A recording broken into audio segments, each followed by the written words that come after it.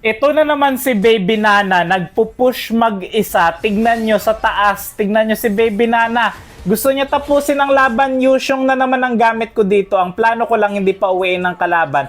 Pero matatapos ba ni Baby Nana? Matatapos ba ni Baby Nana? Matatapos niya ba yung laban? Matatapos. Mukhang hindi niya matatapos. Sayang talaga to. Oh. Sayang hindi natapos ni Baby Nana. Sayang yun. Mage kasi yung build dito ni Baby Nana kaya hindi niya natapos agad. Pero kung naka-marksman build siya, tapos yun. Pero ito, pakitaan ko na lang muna kayo kasi ang napapansin nyo talaga lagi si Baby Nana. Pero dito, pakitaan ko kayo na yung combination namin talaga kapag Yusong yung gamit ko, pag Yusong gamit ko, malakas talaga ako mag-Yusong. Pero humble lang talaga ako. At ito, Granger yung ko uunahin ko. Kapag Yusyong kasi yung gamit ko, ang inuuna ko talaga yung mga malalambot na kalaban. Triple kill na ako kasi 3 yung napitas ko.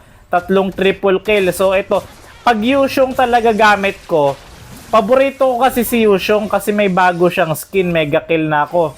At ito, tinatarget ko talaga yung yung mga nasa likod na kalaban, mga marksman, mga mage. Yan, ito, inuuna ko talaga sila.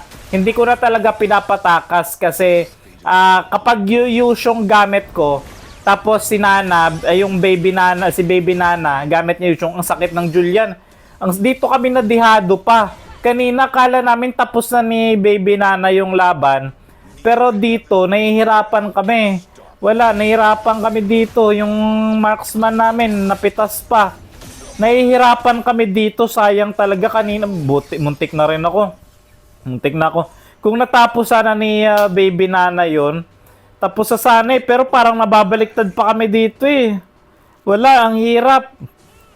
Mag-dep ako mag-isa, ako na lang mag-isa. Hindi yata kakayanin mga lods. Sayang. Wala, tapos na ang laban. Sayang kung natapos sana ni Baby Nana kanina yun. Sayang, hindi nagtagumpay.